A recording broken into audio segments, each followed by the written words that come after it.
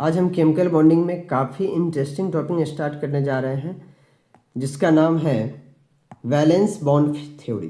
क्या नाम है? वैलेंस बॉन्ड थ्योरी, जिसे हम शॉर्ट में बोलते हैं वीवीटी। क्या बोलते हैं? वीवीटी। वैलेंस बॉन्ड थ्योरी क्या कहता है, हम अपनी भाषा में इसको आप बताएंगे। ठीक है, कह रहा है VVT explains covalent bond formation through overlapping. यानी वीवीटी एक्सप्लेन करता है कोवैलेंट बॉन्ड के बारे में कि कोवैलेंट बॉन्ड कैसे बनेगा, वो भी किसके थ्रू? ओवरलैपिंग के थ्रू। यानी वीवीटी आपको कोवैलेंट बॉन्ड के फॉर्मेशन के बारे में बताएगा ओवरलैपिंग के थ्रू। ठीक, अब वीवीटी क्या बोलता है? वो बोलता है कि कोवैलेंट बॉन्ड बनता है ओवरलैपिंग से, लेकिन ओवरलैपिंग कैसे होता है ये आपको समझाएगा। तो वो बताता है कि अगर दो ऑर्बिटल है, एक ऑर्बिटल है, दूसरा ये दोनों अगर आपस में ओवरलैप किया तो उसका कंडीशन क्या है सुनिए। वो कह रहा है कि एक ऑर्बिटल में एक इलेक्ट्रॉन कुछ इस तरीके से होने चाहिए अपवर्ड डायरेक्शन में, ठीक, और एक डाउनवर्ड डायरेक्शन में। दो इलेक्ट्रॉन होने चाहिए, एक इस ऑर्बिटल में एंड दूसरे इसमें।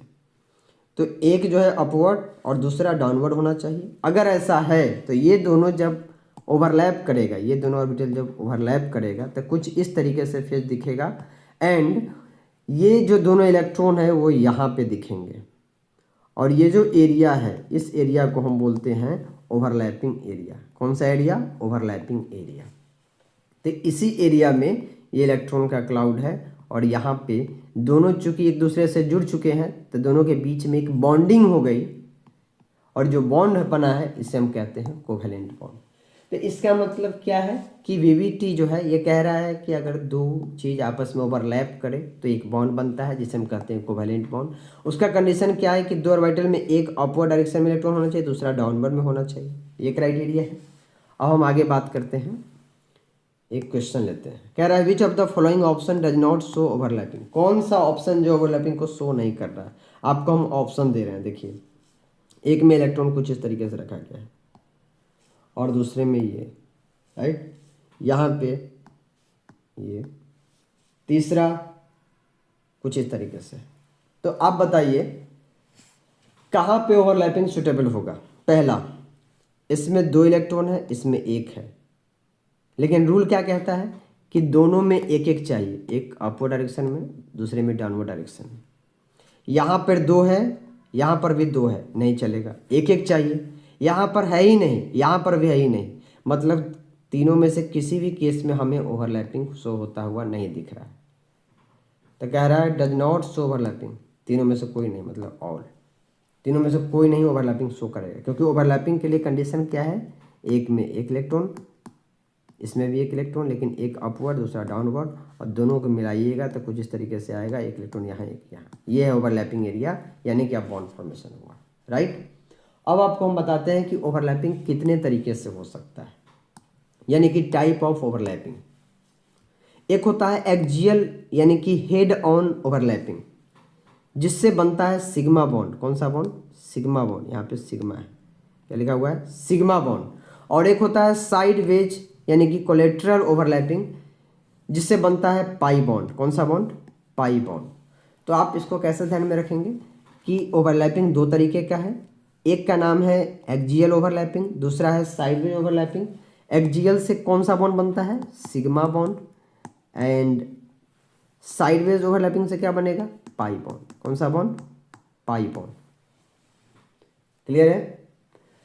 तो अब सवाल ये है कि सर एक्सियल ओवरलैपिंग क्या है? तो आपको हम अपने अंदाज में बताते हैं कि क्या है। अगर किसी का सिर टकराए, जैसे एक ये है, एक ये है, दोनों का सिर टकराए, अब इसका सिर पैर तो पता ही नहीं चला, स्फेरिकल है तो पता ही नहीं चला कौन सिर है कौन पैर है, सब एक जैसा, दोनों टकराएगा, यहाँ पर ओवरलैपिंग हो गया, तो ये हो जाएगा एक्सियल ओवरलैपिंग, राइट। लेकिन अगर कुछ ऐसा हो और एक ऐसा हो और आपको हम बोलें कि सिर टकराइए, तो इसका सिर तो हर जगह आपको समझ में आ रहा है, मान लीजिए इसका सिर आप ये मान लीजिए, लेकिन इसका सिर तो यही होगा, ये वाला एरिया, और ये दोनों टकराएगा तो कैसे टकराएगा? ओवरलैपिंग करेगा तो ये इसके ऊपर थोड़ा सा चढ़ जाएगा, ये एरिया एक दूसरे में घुस गया, यहाँ पर ओवरलैपिंग हो गया, तो ये जो सिर आपस में एक दूसरे का टकराएगा, जैसे ये है और ये है, ये दोनों आपस में टकराएगा तो कैसे टकराएगा?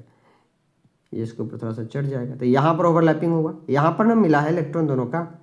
तो इस टाइप से अगर किसी का सिर आपस में टकरा रहा है तो वो होगा एक्सियल ओवरलैपिंग, लेकिन किसी का साइड वाला फेस टकरा रहा है तो हो जाएगा साइडवेज ओवरलैपिंग, जिससे पाई बॉन्ड बनता है। जैसे देखिए साइड वाला का आपको एग्जांपल दे रहे हैं, एक ये है और एक ये है, ये दोनों आपस में टकराना चाह रहा है, ये पी ऑर्बिटल है, ये भी पी ऑर्बिटल है, तो ये ऐसे है तो ये इसके ऊपर ऐसे चढ़ गया, तो दोनों का साइड वाला हिस्सा टकराया। तो अगर कोई साइड से टकराने आएगा साइड से तो क्या बनेगा पाई बॉन्ड, और अपना सिर अपना टकराएगा तो क्या बनेगा सिग्मा बॉन्ड। तो एक्सियल ओवरलैपिंग कब होता है जब सिर टकराता है, और साइड वाला हिस्सा टकराएगा तो क्या बनेगा ओवरलैप करेगा तो क्या बनेगा